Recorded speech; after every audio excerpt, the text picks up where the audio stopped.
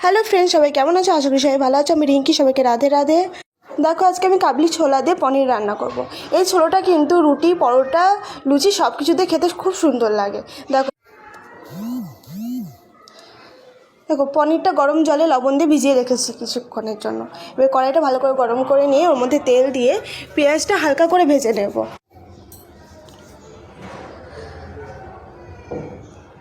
দেখো পেঁয়াজটা কিন্তু হালকা করে ভাজা হয়ে গেছে, এবার ঠান্ডা করতে রেখে দেবো। দেখো টমেটোটা সেদ্ধ করে নিয়েছি, এবার পেস্ট করে নেব।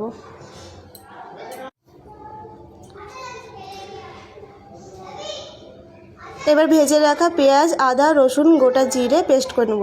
পেঁয়াজটা এই জন্যই হালকা করে ভেজেছিলাম, পেস্ট করব সেই জন্য। দেখো পেস্ট করা হয়ে গেছে। এবার ভেজানো পনিরটা টুকরো টুকরো করে কেটে নিয়েছি। এবার তেলের মধ্যে গোটা জিরে, তেজপাতা, শুকনো লঙ্কা ফোড়ন দিয়ে দিয়েছি। দেখো কেটে রাখা কাঁচা লঙ্কা, পেস্ট করে রাখা মশলাটা দিয়ে দিয়েছি, দিয়ে ভালো করে কষিয়ে নেব। দেখো ওর মধ্যে লবণ, হলুদ, ধনে গুঁড়ো,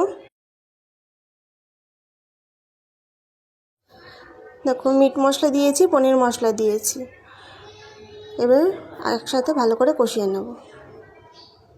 কষানো হয়ে গেলে টমেটোটা একসাথে দিয়ে দিচ্ছি। দেখো টমেটো দিয়ে আবার কষিয়ে নিতে হবে।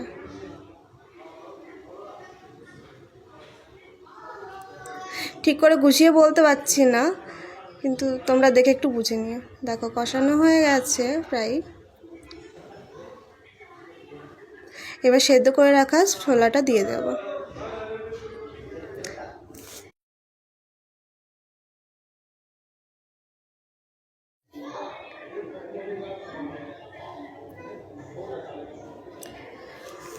সেদ্ধ করে ছোলাটা দিয়ে দেখো কষিয়ে নিয়ে ভালো করে পরিমাণ মতন জল দিয়ে দিয়েছি।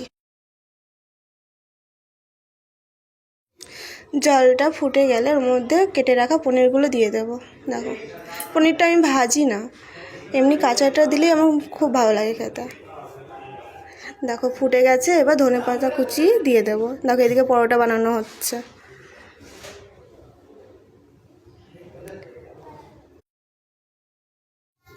পরোটাটা কম তেল দিয়ে ভাজবো, কারণ ছেলে খাবে তো।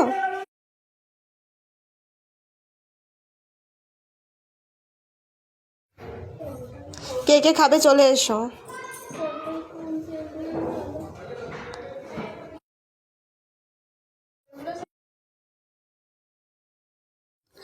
পরোটা কিন্তু আমি ভালো করে ভাজতে পারি না, দেখো যেমন তেমন।